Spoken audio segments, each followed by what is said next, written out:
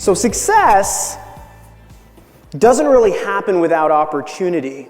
And opportunity is that thing that isn't bestowed, it isn't granted, it isn't given. The discovery that I made on my journey is that opportunity is earned. It's earned. I started off sick, and that's the most fundamental thing I can tell you. I was a terminally ill child.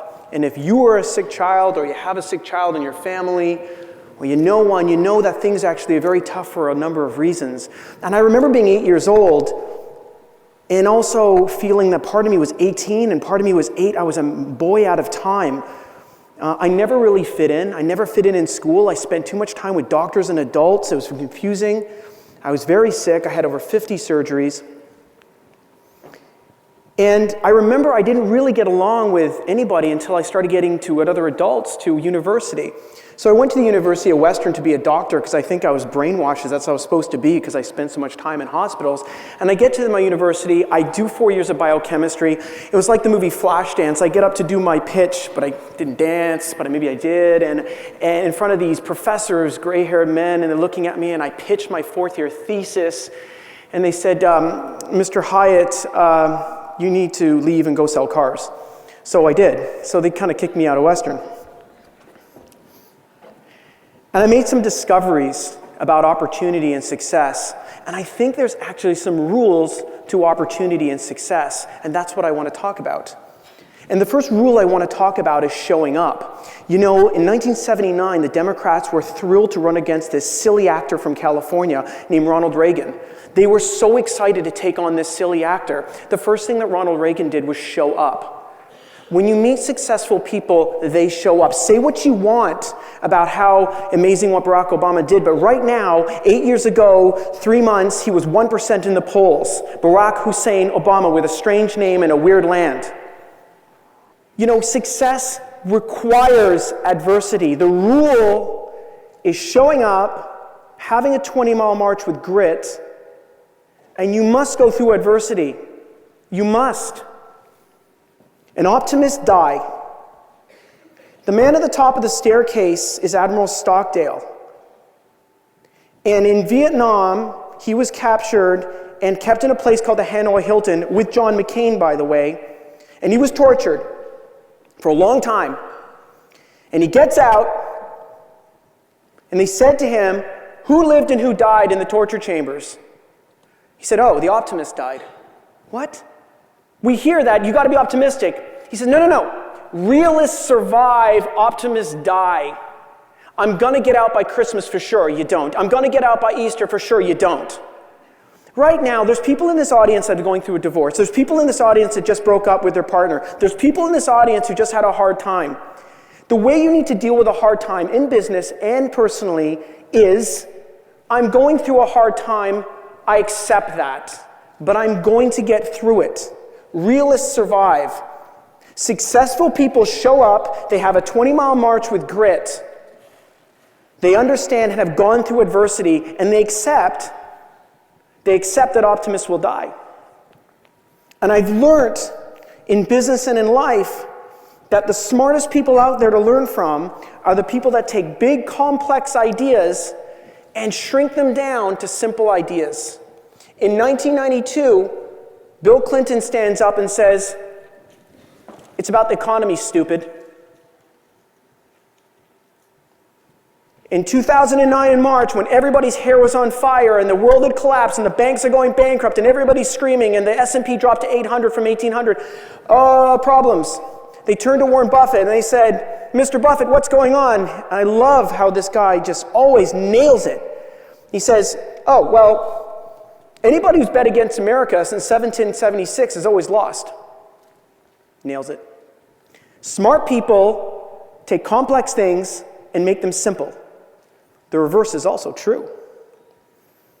And your instinct. And you're taught to look at numbers and look at facts.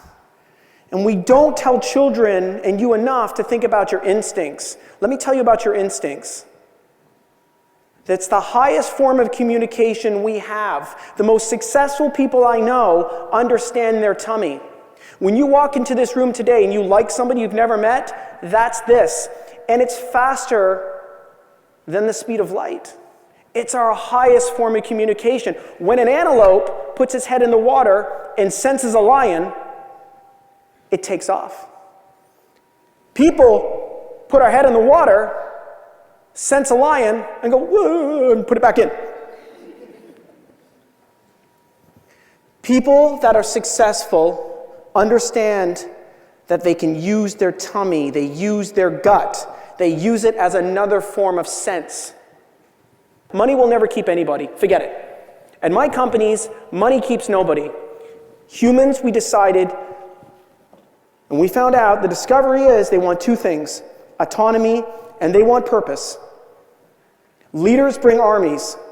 People follow leaders. People go and stay because of their boss. People go and stay because of autonomy and purpose. We need to give people in our organizations autonomy and purpose and take them somewhere.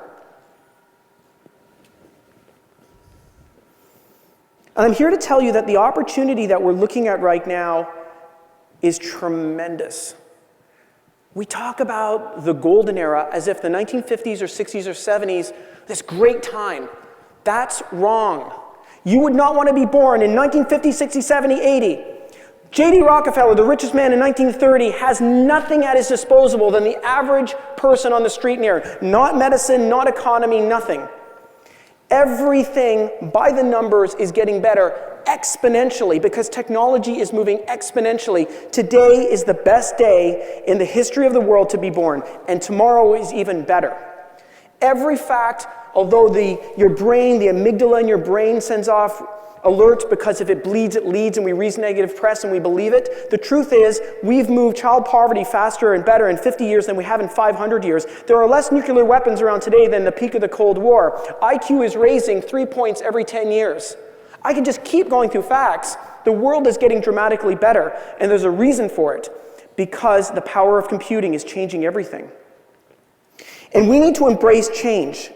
The change that's coming is so profound, it's going to change all of our businesses again and everything we do.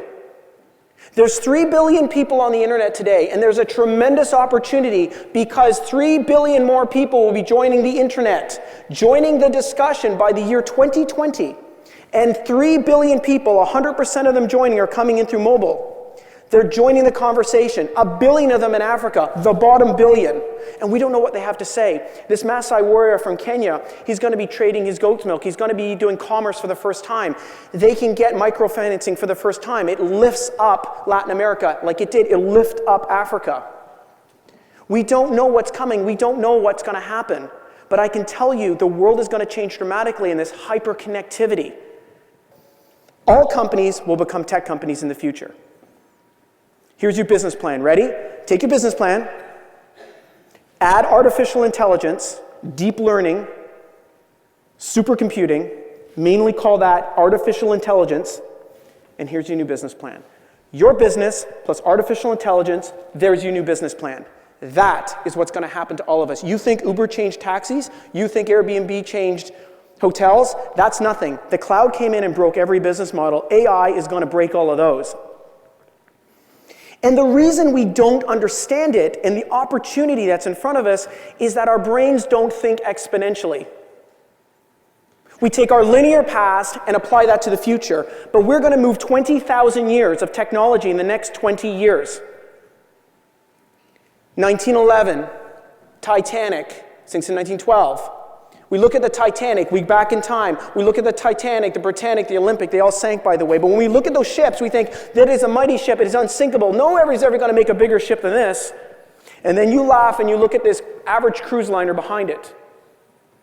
And we think we're so advanced. But there's a bigger cruise liner behind that.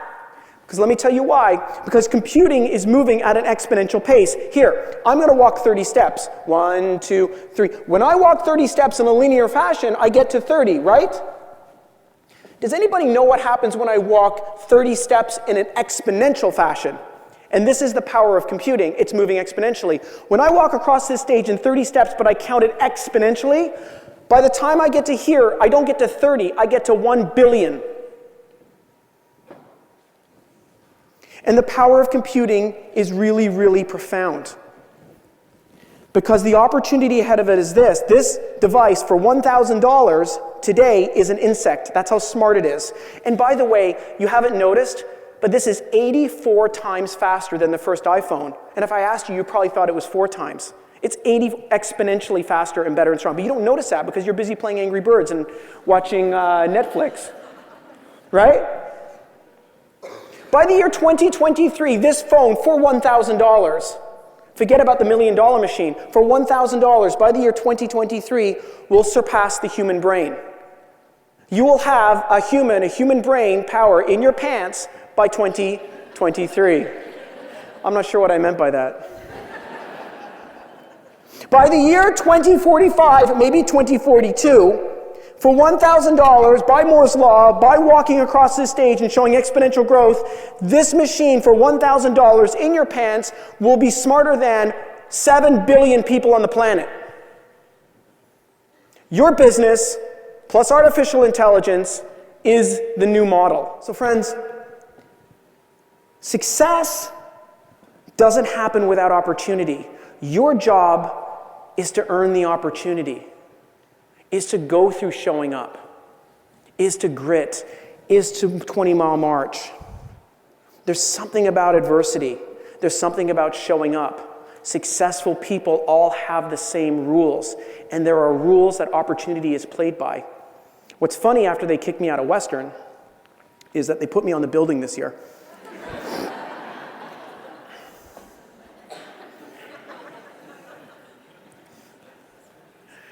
I think I'm the first science student they've done this for. Anyways, thank you very much.